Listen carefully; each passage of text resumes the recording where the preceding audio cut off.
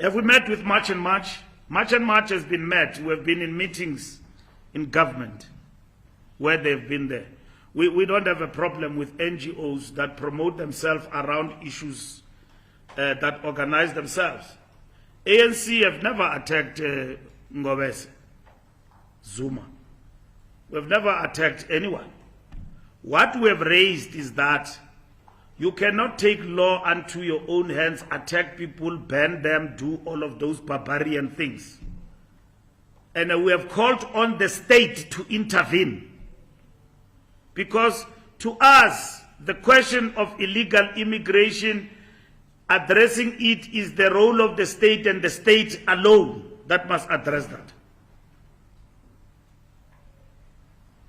And where there is a collapse of the rule of law, citizens must not take the law unto their own hands. We must instead challenge the state. Now, you are fighting a just war. You are fighting a just cause. Why do you call people makwerekwere? And even call your own, who are Matsonga from here, Aswafuna Mashangani. What have Shangan people done? Vendors. With the struggle to address immigration.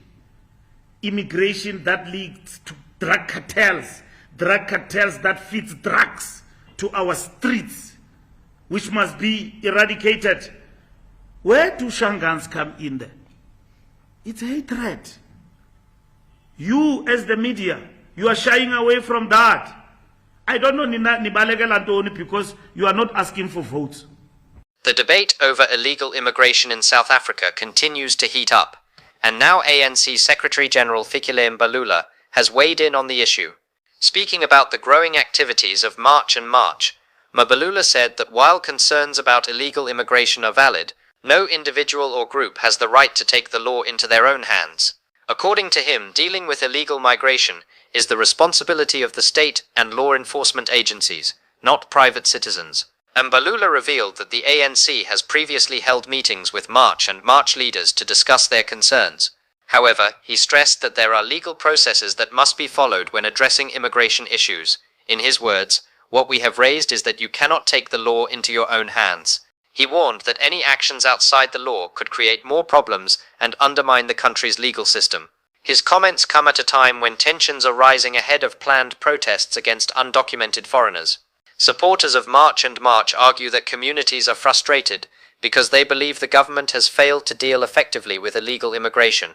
They say citizens are simply demanding action on issues affecting jobs, crime, and public services.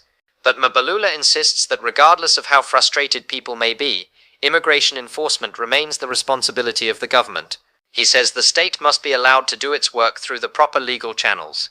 The statement is likely to spark further debate across South Africa, with many people divided on how the country should tackle illegal immigration. As the conversation continues, one question remains: can the government regain public confidence on this issue, or will pressure from activists continue to grow? Let us know your thoughts in the comments section below. Do you agree with Fikile Mbalula, or do you think ordinary citizens have a role to play in pushing for action? Don't forget to like, share, and subscribe for more updates. Yes, indeed, that is the fact. And as my colleague will just show you on my right, these are new people. This is a new group of people that is actually arriving here. When we arrived, in fact, the line was not here. So what we're seeing is what you've rightfully indicated there, that more people are continuing to arrive. And you'll remember, officials keep reiterating, they keep stating that one of the biggest challenges that they are facing at this particular point is that they repatriate people. Buses are continuing to come, but unfortunately for the verification process, there are still quite a number of people that are continuing to arrive here. Now, the officials yesterday did state that at this particular point, they are not stopping the process that you're seeing this side, but they did state that they are in talks in regards to trying to manage the situation, as of course as I previously indicated, this is one of the biggest challenges that they're facing. I'm going to bring in now Mufti Sulaiman, who's going to speak to us more about what is unfolding here outside. Thank you very much for your time. I think I just want to start off by getting your reaction in terms of the crowd of people that continue to arrive here. More immigrants are continuing to arrive at the Durban drive-in site, where thousands of Malawian nationals are currently waiting to be processed for deportation and voluntary repatriation. The situation at the site remains busy as officials work around the clock to manage the growing numbers. Reports indicate that hundreds of people are still making their way to the facility, hoping to be assisted with documentation and transport back to their home countries. The Durban drive-in site was established after large numbers of Malawian nationals gathered in Durban, seeking assistance to return home. Authorities later relocated many of them to the facility to improve crowd management and speed up processing. Since then, buses have been transporting groups of migrants as part of the ongoing repatriation operation. Officials say the process is complex because every individual must be properly identified and documented before being deported or repatriated.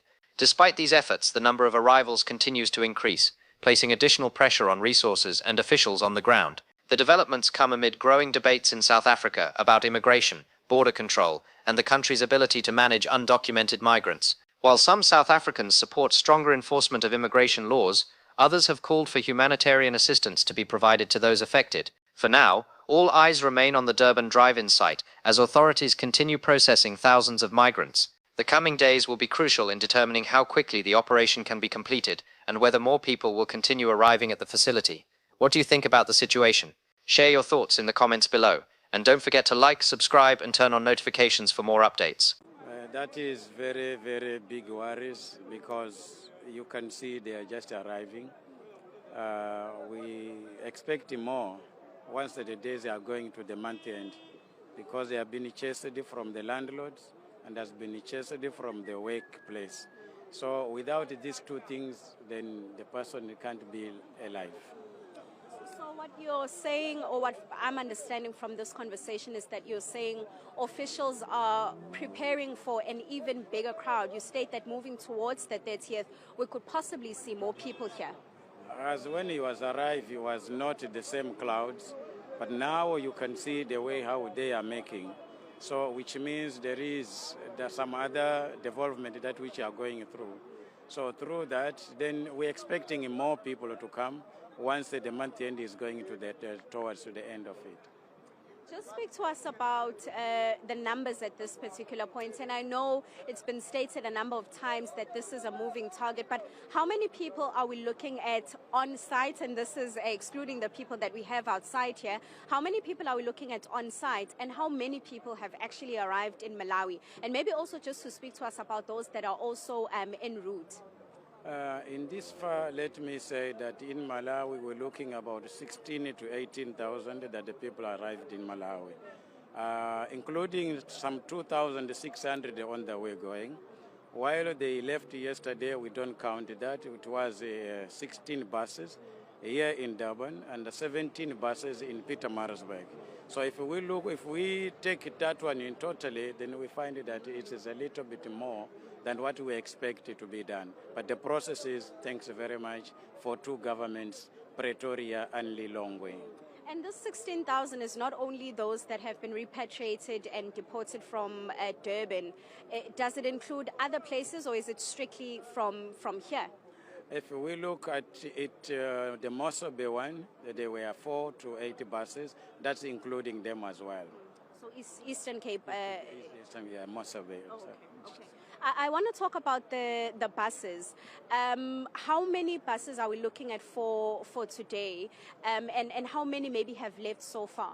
So far I left 2 of them, which has to be loaded, as you can see the way how they are loading there. If we look at it, we're expecting 17 buses today which has to come, beside those ones that you see there. And maybe as I draw to a close, I know that this is the biggest challenge that is being faced by officials, but just speak to us about some of the other challenges that you are faced with. Of course, we are restricted from going inside at this point, but just speak to us about what you're up against inside the premises. The inside is okay for us as officials to work. And the things which is inside there, we are not regretting. In that far, we work hand to hand with the two governments. But the only thing is that as long as you know that your husband is restricted, so everybody is restricted. I completely understand you. Thank you very much for your time. That's Mufti Sulaiman there, Stephen. Getting numbers in terms of what's happening this side, but as you heard, they do state that those numbers don't only come from the province of KZN, they also come from other places. And as I previously indicated, more people continuing to arrive. And as you heard from that conversation, it does state that the biggest fear, one of the biggest fears that they have, is that as the days progress, they could possibly see a bigger crowd leading into the 30th of June. A show piece or a Hollywood movie. We understand what it means to interact with our people on parliamentary and legal matters. The ANC wishes to address a number of legal and parliamentary matters frankly. Never. From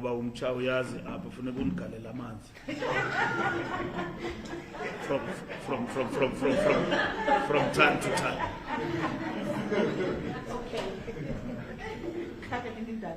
Okay.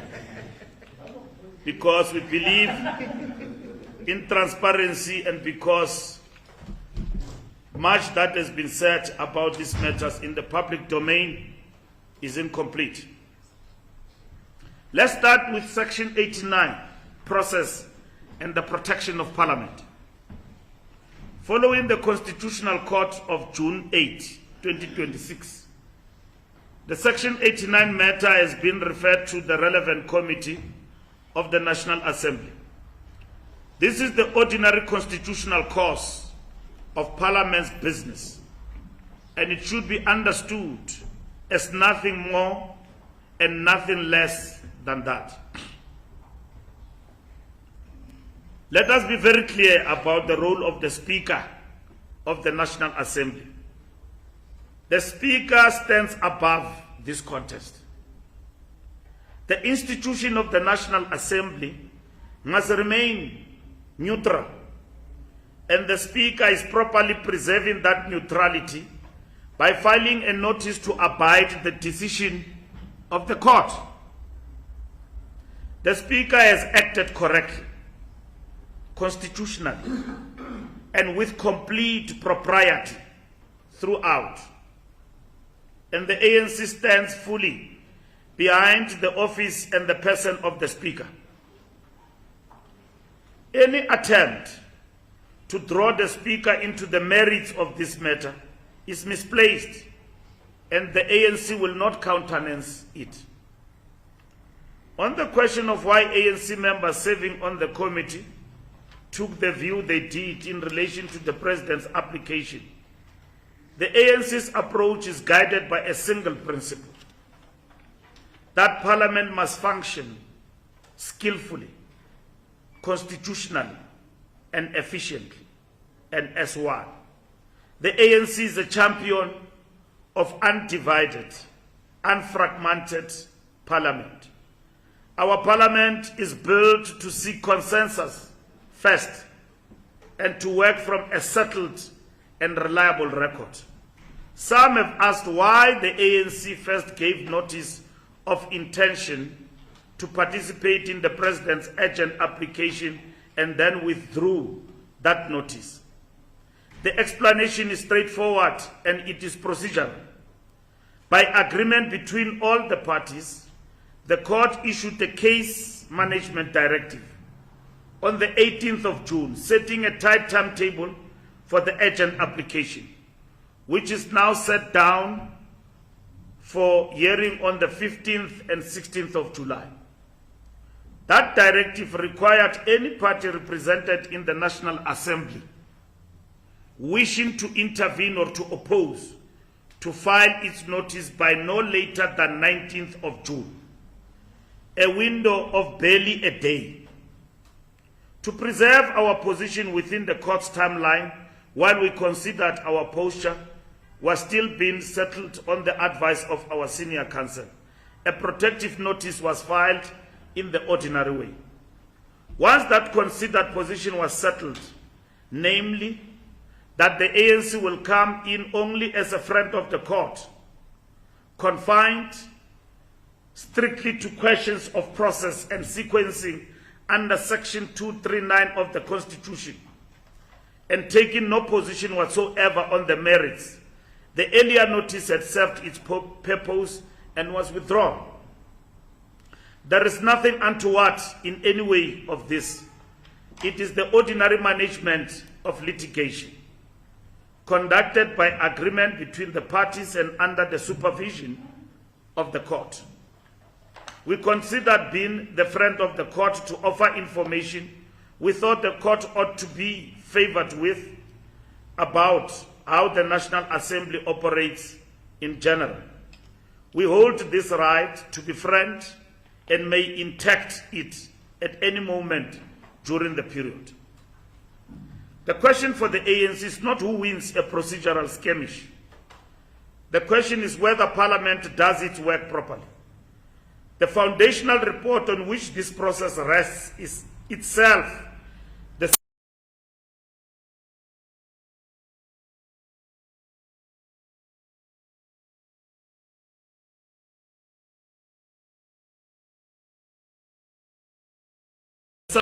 on a foundation that the competent court may yet set aside. When that very court is seized with assisting Parliament to settle the base record from which it must work, it is better to allow another competent forum to do its work, so that Parliament proceeds once, properly and on solid ground, rather than twice, wastefully and on contested ground. That is not obstruction or delay. That is respect for the Constitution. And that is for the economy and dignity of Parliament. This is the ANC's consistent position, confined strictly to process and sequencing. You can't have a review and on the other hand, run a process the way you have promised South Africans. The problem is that pseudo-revolutionaries and political mimics, revolutionary mimics in our country, have promised the country that President Ramaphosa is going to be placed on impeachment, something we have not been opposed to. What we are following, it is the order of the court, which is totally different from the past. When the ANC was supposed to follow the proper legal advice, we went into a hole in the past, you know that. And we were clobbered by the courts. We have learned from that. We are not going to be lectured by populists about this particular matter. We have learned from it. We know from it. We understand what we are following, and we are following the law to the letter. What they want, we know, is the head of the president. They can have it. We don't have a challenge with that. And we are not arguing the merits of Phala in the Section 89 discourse. We are arguing, not even arguing. We are saying, let us follow the order to the letter. The courts of the land have decided and have said that, President, you've got an avenue of review. You can use it if you want. The President have done that. The President have said, please allow me to exhaust this process, written to Parliament, written to the Speaker, written to the chairperson of the committee. They say no. Because why? They want shortcuts. It's their issue. They don't want to follow the full processes. Because what is permissible in relation of Section 89, right from the onset, the President took the matter on review. And the courts of the land and even the National Assembly decided otherwise. On advice, the president was told the matter is moot. The matter went to the Constitutional Court. It did not even start at the High Court in Cape Town. We are being lectured by skillful practitioners of Stalingrad in this country that the president is avoiding the processes.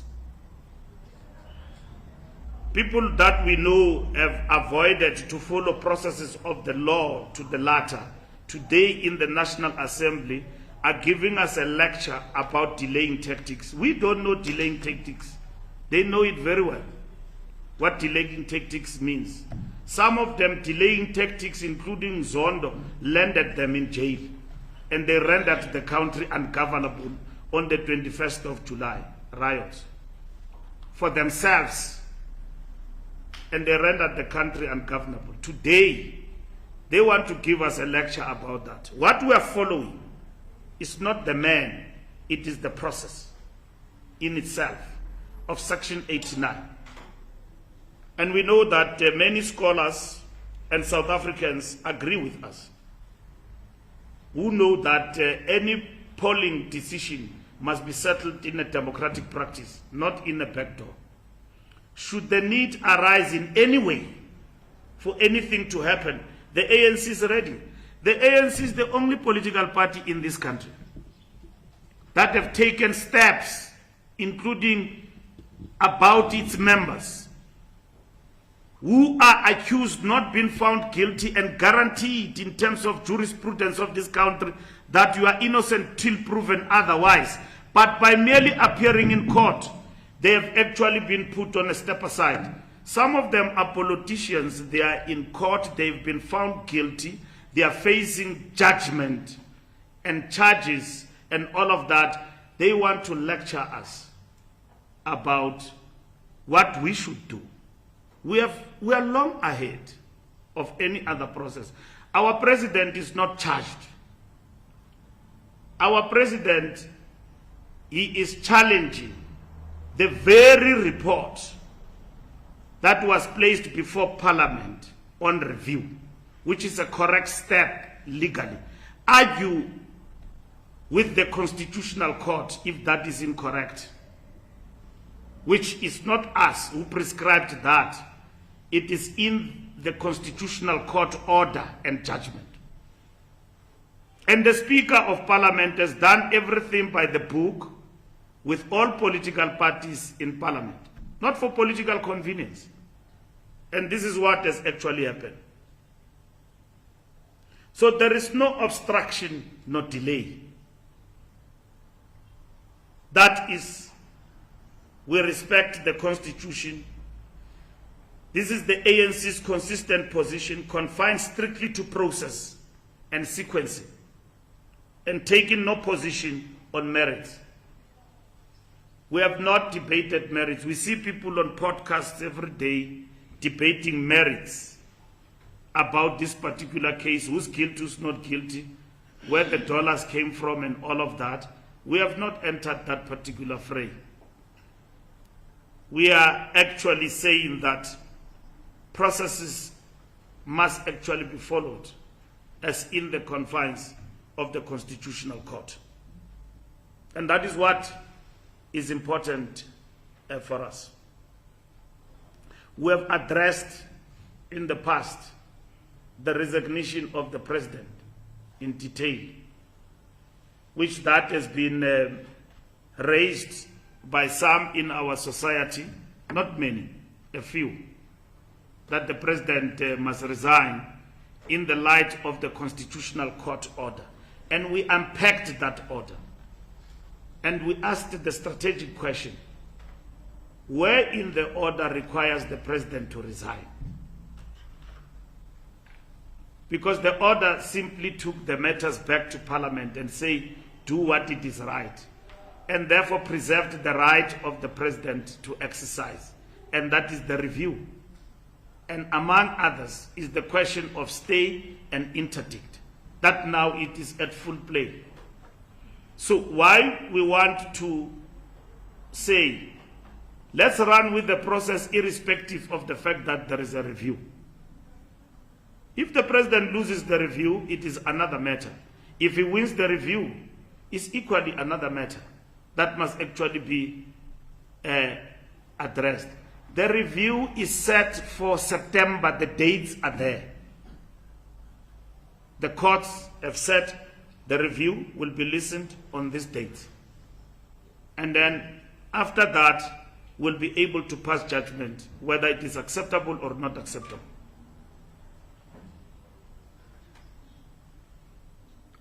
So, why should the other process run ahead of the other and not reinforce each other? They went to the committee and argued and warned that they will oppose the interdict of the president.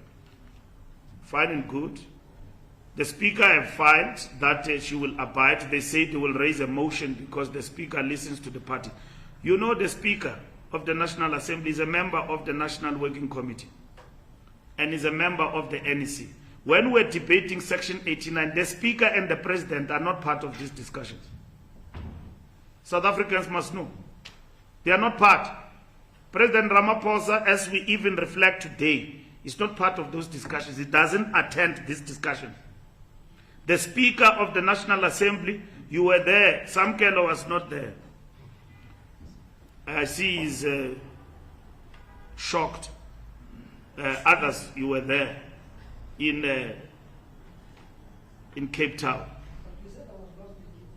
No, you were not in Cape Town. I remember Gwede even asked about you and Gog, because he always asks about you, the two of you. I don't know you are friends or what, but he always recognize you among many journalists, which actually I think irritates others. So he always said, Upu Goge no Samkelo abeko apa. You were not there because you were going to ask that question in the press conference. The speaker was not there. We dismissed her. I dismissed her. I said, go to Sis. Hamba. In this meeting. Sis Wamlo, Sis talk. Because we want to do things orderly. The president, Ramaphosa himself, was not there. He is not there even as we discuss in the ANC today. Whenever we discuss Section 89, he's not there. If we want to dismiss him, we can dismiss him. We can withdraw him. We can do anything. We've got a wonderful president who's not going to ask us questions when Zane. We once recalled the president here and he asked us, then Zane, when he knew he's going to be arrested next week. Sean Abrams announced that next week I'm going to arrest this man who's a president. The ANC elected the new president in Nazareth, who is Ramaphosa. The president that time, who was facing charges to be arrested, refused to be recalled and said, Wenzeni, and wanted the country to be rendered ungovernable for him. Ramaphosa will never do that. He will listen to the party. Whatever we want him to do, he will do it. We gave him the mandate as the ANC to review this matter. Because if he believes that it has got questionable issues in terms of it, he's got the right to do that. Should a moment arise that he must go, I know my president. He will never hold the country at ransom and organize marches and allow South Africans to burn the streets. He will never do that. I put my head on the block. He will never do that. We had a president who did that. We recalled 2 presidents. Another one did not even argue. He said, I've been mandated by you. If you want me to go, let me go. He addressed the nation and left. The one who is even forming a political party, taking our symbols and everything, destroying the ANC to the ground, forming political organizations, march and march, everything, supporting it, and all of that, is the one today who says Mr. Wenzeni is the one who says everything must be rendered ungovernable because things don't go his way. He's still alive, he's around us today, that president of the ANC, is even challenging his dismissal from the ANC when he has left on his own volition. He was not dismissed. He left. Thabo Mbeki never formed a political party. We accused him of forming COPE, but he never formed it. We said he's a Dalai Lama of that organization. He did not. People were angry because he was removed unfairly. I personally even never agreed with his removal, but we had to abide by the decisions of the organization. The Eastern Cape and the conduct of litigation against the ANC. The ANC must speak candidly about a deeply troubling matter in the Eastern Cape. We are aggrieved, strongly and vehemently aggrieved, by the recent judgment setting aside the provincial task team in the Eastern Cape. We regard that decision as unfortunate and with respect as itself unlikely to be sound in law. We say so soberly and responsibly. The ANC has observed a pattern in section of the Eastern Cape bench of decisions that appear to hamstring the constitutional powers of the African National Congress and to intrude upon the right of our members to manage the affairs of their own organization. Since March of this year, we have seen our internal processes second-guessed, our conferences interdicted, and our lawful exercise of our own constitutional instruments litigated upon at every turn. This pattern calls for deep introspection, and we do not exclude the possibility of elevating our treatment to a formal complaint through the proper channels provided by the law. Consider what is at stake. There are 703 branches in the Eastern Cape. Every one of them wishes to go to conference. Every one of them wishes to be set free to run its own affairs and prepare to win November 4. Yet mere handful individuals, not a single ward, not a single branch among our 703 is party to this litigation, has been able to bring the entire body of our membership to a standstill. These are complaints that were not first brought to the ANC's own internal dispute resolution mechanisms, as our constitution requires. They are rushed to court. And so we face an extraordinary situation. A conference cannot be held, and when the ANC acts using its own constitutional tools to regularize leadership so that a conference can be held, that too is litigated upon. This cannot be what our democracy intended, to stop political organizations to exist. This is encroachment of our existence. It cannot be right that 3 persons squelling from the margins can effectively stop a movement of millions from running its own affairs. When the democratic will of 703 branches is held to ransom by the complaints of a few, who declined even to use the remedies their own organization provides them, then democracy itself is placed in jeopardy.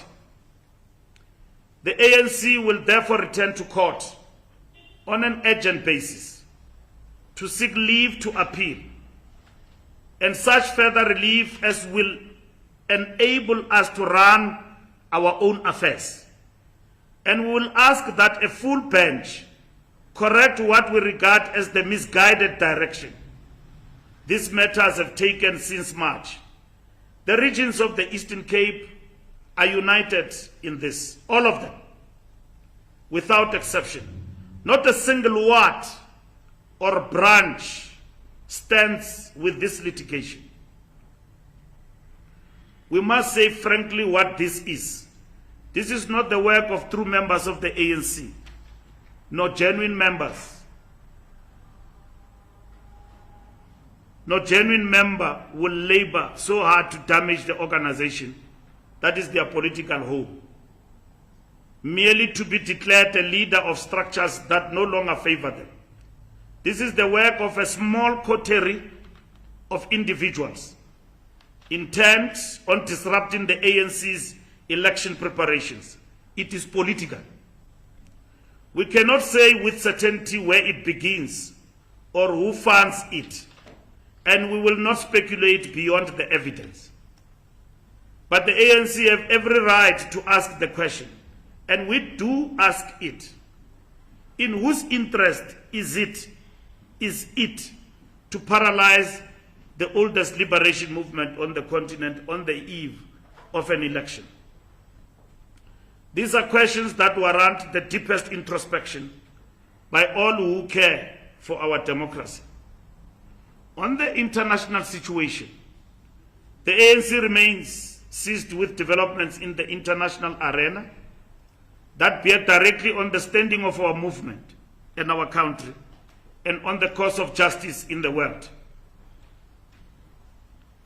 We are deeply concerned by the decision of the Bureau of the Assembly of States Parties of the International Criminal Court taken on 9 June 2026 to set aside the unanimous clearance of the Chief Prosecutor, Mr. Karim Khan, KC, by an independent three-judge panel, a panel that included Justice Leona Theron of our own Constitutional Court, and to record a finding of serious misconduct against him. That this was driven by a qualified majority dominated by a narrow bloc of states should trouble all who believe in a fair and impartial system of international justice. The matter now proceeds to a special session of the Assembly of States Parties in New York on the 24th of July 2026. The ANC's position is unambiguous. South Africa must work harder to protect the system of international justice and to rally around the office of the prosecutor. We believe our country should not abstain in these forums, for in a contest of this kind, abstention, in our view, is concession. We have therefore urged that our government, through the Department of International Relations and Cooperation, work across the African continent and the non-aligned movement to defend the integrity of the court. On the meeting of the Group of Seven at Evian-les-Bains in France from 15 to 17th June, where South Africa was not invited to the table, the ANC is clear-eyed. This is the price of principle, not a wound to be nursed. Our country hosted a successful G20 in November 2025, and we will not apologize for the values we carry into every room we enter. The substantive question arising from that summit, the scramble for critical minerals, only strengthens our resolve. The answer for Africa is beneficiation at home and negotiation as a bloc through SADC, the African Union and the African Continental Free Trade Area. This is the substance of the second radical phase of our national democratic revolution. We welcome too the adoption by the African Union CARICOM Commission of a 19-point plan on reparatory justice at Accra, building on the United Nations resolution of March 2026 that recognized the transatlantic slave trade as the gravest crime against humanity. As President John Mahama reminded us, History does not ask us to inherit guilt, but it asks us to inherit responsibility. Finally, the ANC reaffirms the even-handed application of South African law to all our nationals. We note the published figures indicating that South African citizens serve in foreign armed forces, including the Israeli military. The law of the Republic applies equally to every citizen, and this principle is consistent with our country's principled posture before the International Court of Justice. The ANC also reports that a delegation led by the Secretary General undertook a successful bilateral visit to our sister liberation movement, Frelimo, in Mozambique, from 16th to 19th June. We paid our respects at the Matola Memorial, where 12 of our cadres were murdered by the apartheid regime in 1981. The bonds of our struggle endure. ANC is Frelimo, and Frelimo is ANC. Aluta continua. On organizational and other matters, the NWC also attended to a matter of further matters in the ordinary course of its work. On the security members' personal information, the ANC takes protection of our members' data with utmost seriousness. We acted immediately upon the allegations brought to our attention. Our forensic assessment indicates that this is not a breach of our current membership system. We have nonetheless reported the matter to the Information Regulator in terms of the Protection of Personal Information Act, laid the matter before the South African Police Service and engaged the relevant authorities. We are preparing to communicate directly with affected members. On the economy, the NWC noted the continued pressure on the cost of living, which, with inflation ticking up in May, driven largely by fuel. We welcome the relief expected at the pumps in July, and we reaffirm that fixing local government and transforming the economy, fixing infrastructure, water, roads, electricity, and dignity back into our people's lives. This is the central mission of our movement led by the ANC. On safety, the ANC welcomes the latest crime statistics, which show a second consecutive quarter of decline, including a meaningful reduction in the murder rate. This is progress, but we are under no illusion. Every life lost to violent crime is one too many, and the work of building safer communities continues. On our national spokesperson, Comrade Mahlengi Pengu, the ANC wishes the comrade a full recovery and confirms that two acting co-spokespersons, Comrade Nongeba Mhlauli and Zuko Godlimpi, have been deployed to ensure the seamless continuation of the ANC's communications work. Soon they will be convening portfolio meta-media engagements so we can drill deeper on issues in a focused manner by subject, and she will know the protocols of serving the SG with water when it's on the podium. So we welcome these members of the NEC who will undertake this particular mission of communicating ANC decisions with our media and all South Africans on behalf of the ANC. In conclusion, the ANC enters the final stretch of a campaign, united, disciplined, and confident. We are on the ground, we are with our people, and we are listening. We are going to launch our manifesto in August. We are finalizing the selection of our candidates in July. We're going to announce the selection of mayoral candidates in the metros and secondary cities on the 27th of June. That have been pushed back to the end of July. We have not even started interviewing mayors, and there is a circulation of information that who's the first runner-up. Let me make it easy for you. On Monday, we start our first interviews of the mayors here at Luthuli House. So the people you have brandished as runners, as first runners, you are jeopardizing their positions because they will have expectations. Candidates, let me tell you, will be carefully selected. They will be selected on merits, on their capacity, and equal to the economic exposure of each municipality. Municipalities are not going to be led by Akanyang like Joburg with no qualifications and so on. They are going to be led by people who are rooted, who've got history politically, but who are qualified to run municipalities, who are on track record. Some of the current mayors will also be interviewed. They will be given an opportunity, each one of them, to place before the top 7 of the ANC. And they will be interviewed physically, not by Zoom or by telephone.